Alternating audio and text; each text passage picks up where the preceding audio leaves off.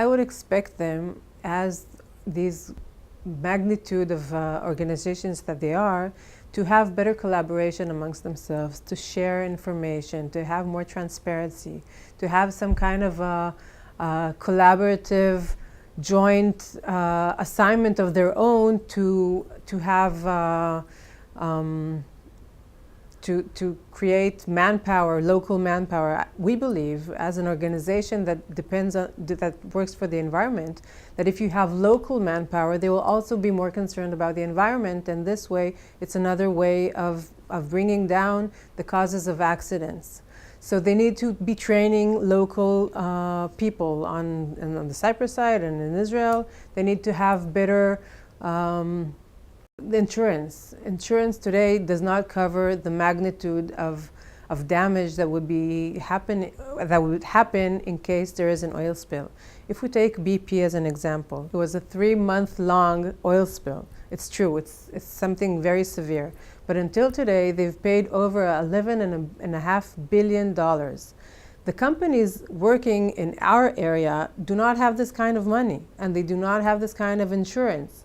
And if something happens, there are so many people whose livelihood depends on the sea. If it's for tourism and fishermen and commerce, they need to be some way in order for this great blessing to be not to turn into a curse.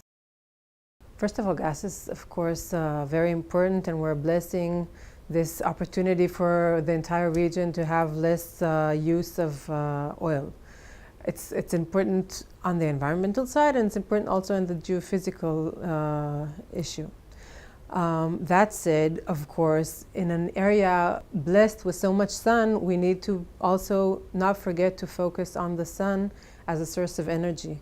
And I hope that our governments don't neglect this as a process.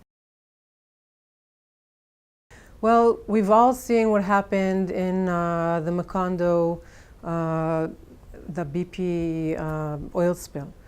But we don't need to have such a huge, devastating incident in order to affect our region. We are in the Mediterranean. It's a closed sea. And water only enters, according to experts, a drop of water in the sea takes between 80 to 100 years to be replaced. That means that if something happens here, we're all going to be stuck with this hazard for a long time. The Israeli government, and I'm afraid also in Cyprus, there's not enough emergency equipment to control and to contain an oil leak if it happens. They're saying that they depend on infrastructure from Italy to come, but the first hours are dramatic. You need to contain it fast. There's not enough regulation, there's not enough collaboration, there's not enough understanding of the responsibility on both sides, I'm afraid, also in Cyprus and in Israel.